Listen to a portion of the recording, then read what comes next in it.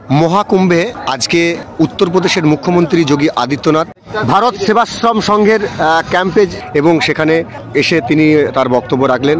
আমরাও পৌঁছে গেছিলাম সেই সময়ে এবং এই ক্যাম্পের যিনি মহারাজ তার সঙ্গে কথা হলো। তিনি আমাদেরকে কি জানালেন চলুন আমরা জেনে নেব। গুরু ব্রহ্মা গুরু বিষ্ণু গুরুদেব মহেশ্বর गुरु साक्षात् परम ब्रह्म तस्मै श्री गुरवे नमः। कर्पूर गौरा करुणावतारं संसार सारं भुजगेन्द्रहारं सदा वसन्तो हृदयार वृन्दे भवं भवामि सहितं नमामि भवं भवामि सहितं नमामि। बोलो जुगाचार्य सुमत स्वामी प्रणवानंद जी महाराज की संकट। नमः शिवाय संताय कारणत्रय हेतवे निवेदयामि चतुर्नाथ जी महाराज की। योगीराज सिद्ध बाबा गंभीरनाथ जी महाराज की। पूज्य स्वामी प्रणवानंद जी महाराज की। पूज्य संतों की। नमः पार्वती पतिये हर हर। भारत सेवाश्रम संघ महाकुंभ आयोजन के इस अवसर पर भारत सेवाश्रम संघ के वरिष्ठ संत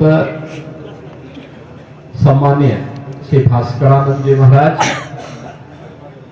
अन्य हमारे सभी पूज्य संतजन, स्वयं सेवक गण, महाकुंभ प्रयागराज में मैं आप सबका हृदय से अभिनंदन करता हूं।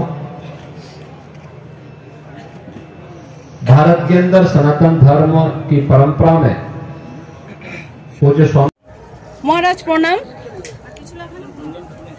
144 বছর পর মহাকুম্ভ আজকে যোগী আদিত্যনাথ জি ভারত সেবাশ্রম সঙ্গে এসেছিলেন।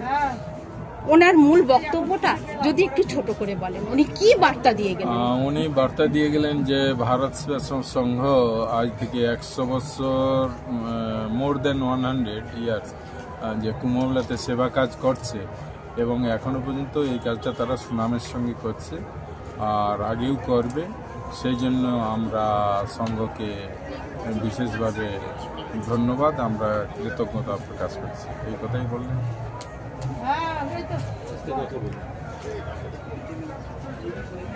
144 বছরের পর মানুষের ঢল, বিশ্বের মানুষের ঢল, আপনি কি বলবেন?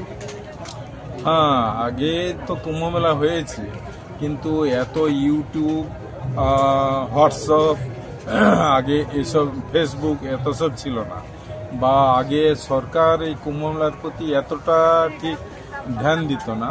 মোটামুটি একটা কুম্ভমেলা অ্যারেঞ্জমেন্ট করতে হয় সেইরূপ করেছে, কিন্তু এখন খুদ প্রধানমন্ত্রী, তার মানে চিফ মিনিস্টার, ইনারা এইটার উপর খুব বেশি জোর দিয়েছে, খুব বেশি প্রচার করেছে, যার ফলে সারা বিশ্বে যে কুম্ভমেলা বলে একটা যে রিলিজিয়াস মেলা আছে এটা পুরো বিশ্ববাসীর কাছে এই নিউজটা পৌঁছে দিয়েছে, যার ফলে সারা শুধু ভারতবর্ষ নয় সারা বিশ্বের লোক এসে এখানে উপস্থিত হয়েছে কুম্ভমেলা স্নানের জন্য।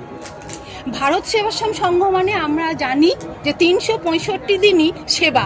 কেন এটা প্রণবানন্দজি বলেই গেছেন, সেবা মানেই ভারত সেবাশ্রম সংঘ।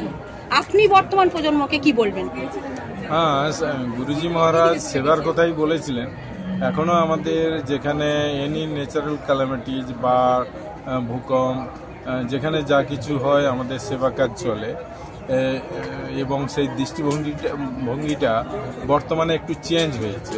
যেমন আগে শুধু ন্যাচারাল ক্যালামিটিজের উপর আমাদের সেবা কাজ চলতো, এখন যেমন আমাদের হসপিটাল হয়েছে, স্থায়ী কিছু সেবা কাজ হয়েছে, হসপিটাল হয়েছে, স্কুল হয়েছে, আমাদের সঙ্গে প্রায় 150 স্কুল চলছে এবং হসপিটাল, ইনডোর হসপিটাল আছে, আমাদের 3টা লেপ্রোসি হসপিটাল আছে, একটা জেনারেল হসপিটাল আছে এই সকল আমাদের সেবা কাজ চলছে। আর মেনলি মানে বর্তমান যে আমাদের পরিচালক সমিতি, যে বর্তমান যে সামাজিক অবস্থা, রোজ দিন আমরা নিউজ পেপার টিভি দেখি তো চারিধারে বিশৃঙ্খলা, নানা রকম অপকর্ম। তা ভারত সরকার ডিক্লেয়ার করেছে ভারতবাসী 100% আমরা এডুকেটেড, কিন্তু আমরা 100% এডুকেটেড, কিন্তু ঠিক প্যারালাল আমাদের যেগুলো অন্যায় সেই কাজগুলো ঠিক প্যারালাল ভাবে বেড়েই চলছে। তখন আমরা ভাবছি আমাদের সঙ্গে কর্তৃপক্ষ নিশ্চয়ই